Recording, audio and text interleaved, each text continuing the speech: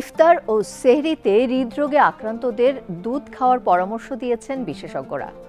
Protein সমৃদ্ধ খাবার দুধে ক্যালসিয়াম, ভিটামিন ডি, ভিটামিন বি12, পটাশিয়াম, ফসফরাস এবং ম্যাগনেসিয়াম রয়েছে।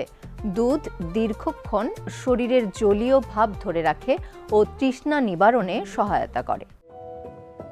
রমজানে আমরা সেহরি থেকে ইফতার পর্যন্ত একটা দীর্ঘ সময় পানি পান থেকে বিরত থাকি।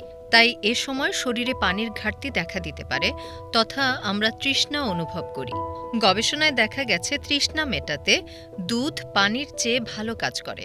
গবেষকরা জানিয়েছেন দুধ পানের মাধ্যমে আমরা দীর্ঘ সময় ধরে শরীরের পানির চাহিদা মেটাতে পারি। গবেষকরা জানিয়েছেন অনেকক্ষণ ধরে নিজেকে সজীব রাখতে পানি সর্বোত্তম পানীয় নয়।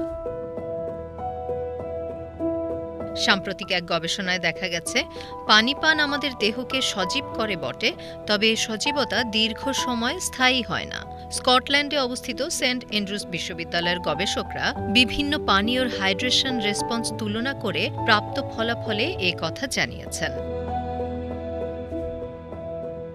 গবেষকরা জানিয়েছেন পানি পান আমাদের দেহে তাৎক্ষণিকভাবে সজীবতা এনে দেয়, কিন্তু কিছুটা চিনি, ফ্যাট বা প্রোটিন মিশ্রিত পানীয় দেহকে শুধু সজীবই করে না, এই সজীবতা দীর্ঘ সময় ধরে বজায় রাখে।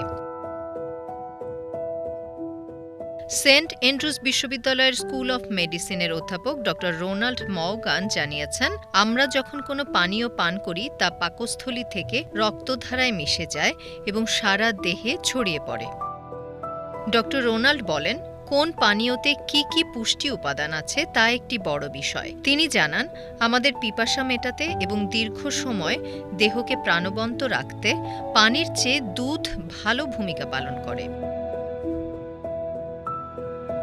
দুধে রয়েছে চিনি জাতীয় ল্যাকটোজ, বিভিন্ন ধরনের প্রোটিন এবং ফ্যাট। এর ফলে দুধ সহজেই পাকস্থলী থেকে নিঃশেষ হয়ে যায় না, ফলে এটা অনেক সময় ধরে শরীরের হাইড্রেশন বজায় রাখে।